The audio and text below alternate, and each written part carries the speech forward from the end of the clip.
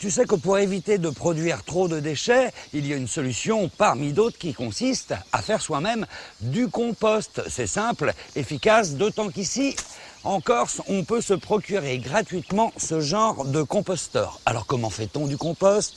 Eh bien tout simplement avec les restes du jardin ou les restes de cuisine qui représentent un tiers de nos poubelles. Alors par exemple, des restes de salade.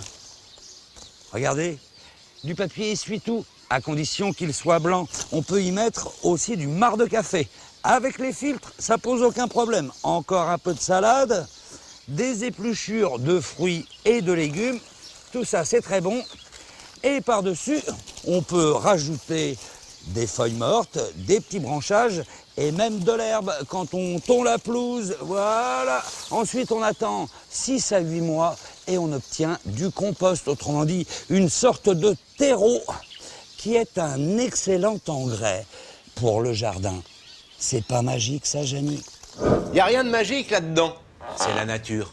En fait, ce sont d'abord des micro-organismes, des bactéries et des champignons qui entrent en action et qui commencent à transformer nos déchets en compost. Comment? Eh bien en produisant des enzymes.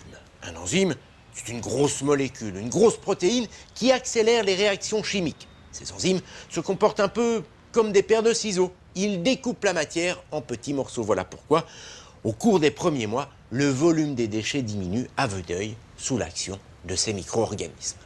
Ensuite, des macro-organismes entrent en scène. Il s'agit des vers de terre, des cloportes ou encore des acariens. Tous ces déchets constituent pour eux un véritable festin dont ils vont se repaître. Au passage d'ailleurs, ce sont encore des bactéries dans leur estomac et leur intestin qui vont digérer et dégrader toute cette matière. Et ne soyez pas dégoûtés, on a les mêmes à l'intérieur de nous.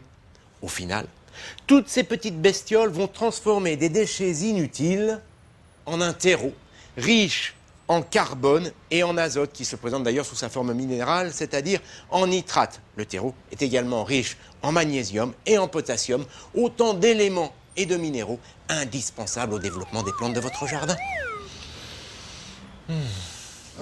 D'accord, Jamy, mais pour que les petites bêtes soient bien nourries, il faut trouver la bonne recette. Par exemple, les feuilles mortes sont riches en carbone, alors que les épluchures de légumes, elles, sont plutôt riches en azote. Et comme on estime que dans le composteur, il doit y avoir 20 à 30 fois plus de carbone que d'azote, il faut faire le bon dosage. Et puis, une dernière chose, il faut régulièrement remuer le compost.